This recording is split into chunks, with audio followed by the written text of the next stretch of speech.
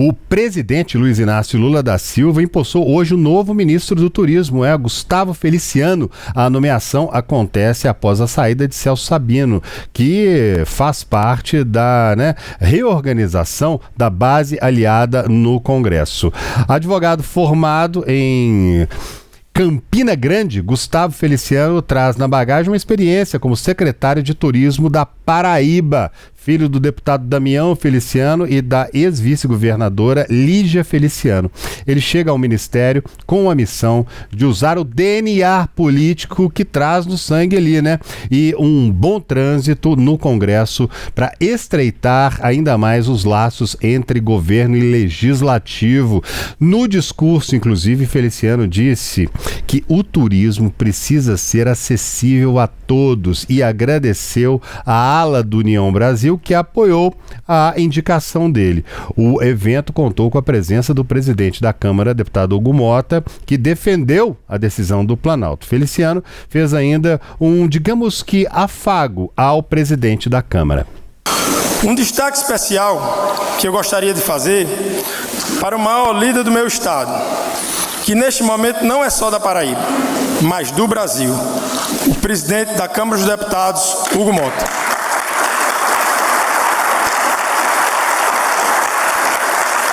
Presidente Hugo, um paraibano assumiu o Ministério da República é um reflexo incontestável da sua discreta, mas inegável, forte liderança. O Ministério do Turismo é a sua casa, porque a Paraíba é grata pelo seu apoio. E quem também fez um discurso conciliador foi o próprio deputado Hugo Mota, presidente da Câmara, que elogiou a decisão de Lula. Dizer, presidente, que a decisão do senhor de atender a indicação do nome de Gustavo Feliciano, ela, antes de tudo, demonstra a sua sensibilidade política e a sua capacidade de agregar e de poder trazer ao Ministério um paraibano jovem que tem um currículo de dedicação à área do turismo, foi secretário de Estado, conhece da área, e eu não tenho a menor dúvida que Gustavo, ao assumir o Ministério, dará seguimento a todas essas ações que foram aqui elencadas pelo ministro Celso Sabino, no sentido de que o Brasil possa aumentar o número de turistas que nos visitam, de poder fomentar a capacidade que o nosso país tem, principalmente nas nossas belezas naturais, no turismo de negócios, para que internamente possamos ter cada vez mais um turismo um vetor para a geração de emprego, a geração de renda, ajudando no desenvolvimento e no engrandecimento do nosso país. Encerro, presidente, as minhas palavras dizendo que, aqui olhando para os ministros presentes, que não tivemos um ano fácil. Foi um ano de muitos desafios, um ano de embates, mas um ano que o Congresso Nacional não faltou ao governo do senhor. Nós tivemos aprovações importantes que dão ao senhor a certeza de que o governo encerra o ano muito melhor do que o que iniciou. As medidas aprovadas, ministra Gleisi Hoffmann, foram medidas importantes, e cito aqui a isenção do imposto de renda para quem ganha até R$5.000, aprovada por unanimidade na Câmara dos Deputados. Cito aqui as medidas de ajuste fiscal, as medidas econômicas. Está aqui o deputado Aguinaldo Ribeiro, que relatou a última matéria mais importante para o governo, numa medida que, pessoalmente, ao assumir a Câmara dos Deputados, eu tive a responsabilidade de defender junto ao senhor, que era o corte nas isenções fiscais do país, a diminuição dessas isenções, fazendo com que não só diminuíssemos, mas que pudéssemos ter mais eficiência nesse gasto tributário. Pois é, tá aí, Lu? Dá para dizer que o deputado Hugo Mota ali, a gente costuma usar a palavra afago, mas ele deu um abraço no governo ali, elogiou o Lula, conversou direto, falou diretamente para Gleisi Hoffmann, falou da decisão, falou que começou o ano ruim, que foi o que o Lula já tinha dito, começou o ano ruim, mas que terminou muito bem, falou que da aprovação do projeto para isentar pessoas que ganham até R$5.000 por mês do imposto de renda. Esses movimentos no xadrez aí em Brasília estão sendo bastante interessantes agora nesse fim de ano, com o Hugo Mota abraçando o governo dessa forma, hein, Lu?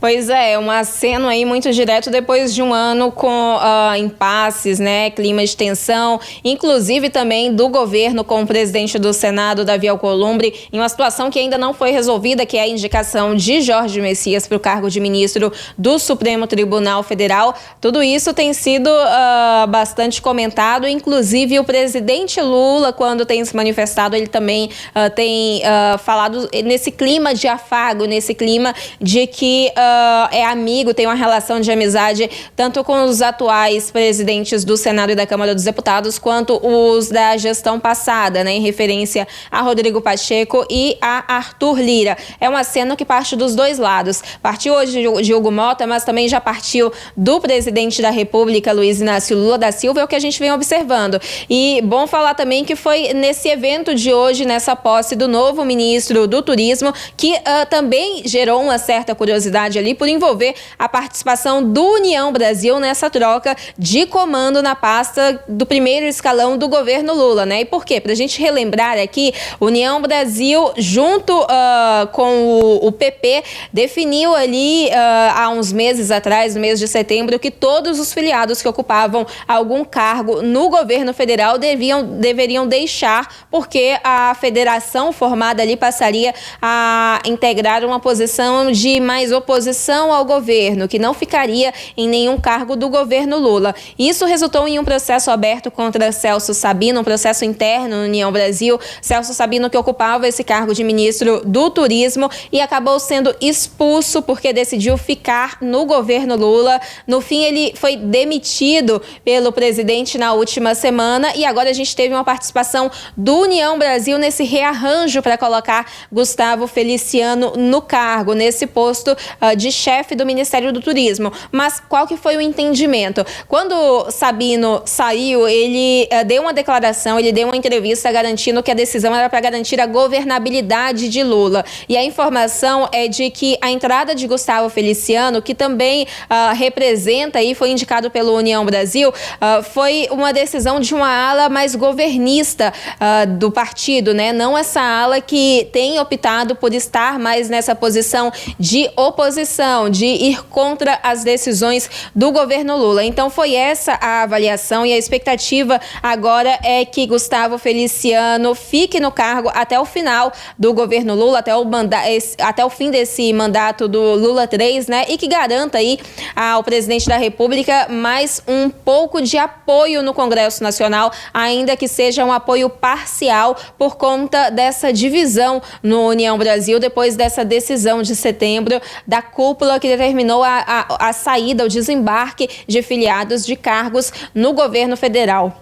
Pois é, né, Lu? Inclusive ontem nós falávamos aqui sobre o preço, né, dessa chamada rebeldia, né, uma matéria que está entre as mais lidas aqui no nosso portal também. Muitas vezes o preço da rebeldia de pessoas que permanecem no governo e, no entanto, são intimadas ali pelo partido a sair, não saem, como foi o caso do Celso Sabino, que você citou, acabou ficando, né, teve problemas aí por causa disso, mas está aí com, teoricamente, um apoio garantido para concorrer a uma vaga ao Senado no ano que vem, pelo menos é o que ele pretende, né? E esse aceno é um aceno importante nesse fim de ano, né, Lu? Porque, afinal de contas, a gente teve um ano inteiro de muita divergência entre Congresso, entre governo, entre oposição, entre quem está lá né, o governo do Lula e quem está na direita, o ano inteiro de briga, o ano inteiro de confusão, e a gente chega ao final do ano aí com parece que uma bandeira branca hasteada da Câmara dos Deputados para o presidente Lula, porque a gente sabe, né, o diálogo sempre vai ser o melhor caminho, claro, não tem dúvida disso, em nenhum campo da vida da gente, que conversar e negociar é o melhor diálogo do que perder tempo com outros assuntos. Será que a gente vê uma luz no fim do túnel aí para possíveis projetos do governo passarem com mais facilidade, ou pelo menos com menos dificuldade a partir desses afagos que a gente está vendo acontecer por aí, Lu? Olha, é um questionamento, né? Mas a gente tem que avaliar também que em ano eleitoral a situação muda um pouco, não é de interesse de um governo, por exemplo, e já foi declarado inclusive por integrantes ali do governo Lula, levar nenhum tema de grande impacto, de grande discordância ou polêmica para votação no Congresso Nacional em ano de eleição. A gente tem que considerar que ano eleitoral é um ano mais curto no parlamento, as atividades costumam ficar mais concentradas no primeiro semestre para que a partir de agosto as campanhas eleitorais sejam intensificadas pelo prazo concedido na Justiça Eleitoral. Existe um prazo, né, para que os candidatos possam fazer campanha. A gente deve ter uma campanha do presidente da Câmara, por exemplo, que encerra o mandato. O presidente Lula, pelo que tudo indica, vai tentar mais um mandato à frente do Palácio do Planalto. Então a gente tem esse cenário de que anos eleitorais tradicionalmente não são anos de grandes polêmicas no parlamento, justamente porque é um espaço, é um momento dedicado a essas disputas eleitorais, inclusive a chapas que estão construídas ali, acordos para isso, né? Mas lembrando também que a gente tem o Centrão nesse lado, que é a ala em que União Brasil está representada, por exemplo, e a gente viu essa decisão, a União Brasil se recolocando nessa articulação para o novo ocupante do cargo de ministro do Turismo, mas ainda assim uma explicação oficial. Mas o que a gente pode entender disso, inclusive desse apoio no Congresso, é que o Centrão, ele também sempre esteve muito dividido. Quando a União Brasil, por exemplo, passou a integrar o governo, isso não foi unanimidade na sigla. Muitos filiados continuaram com a posição de oposição, de ir contra as decisões do governo Lula. Nós tivemos uma ala mais alinhada ao governo, que justamente essa ala mais próxima a Celso Sabino, e agora a gente percebe isso se repetir, né? Isso não é exclusividade também do União Brasil. A gente vê isso em outros partidos do Centrão, como o PP, como Republicanos, esses dois partidos que inclusive ainda ocupam um cargo na esplanada dos ministérios, mas tem bastante relação com a oposição, inclusive nomes que estão bastante próximos ao ex-presidente Jair Bolsonaro, que atua no campo completamente oposto politicamente ao campo de Lula, né? Os dois, se a gente pode citar dois extremos, a gente cita esses dois, Lula e Bolsonaro. Então sempre teve uma divisão muito grande nesse sentido e isso interfere, claro, e sempre também, né, no apoio que um governo tem no Congresso Nacional.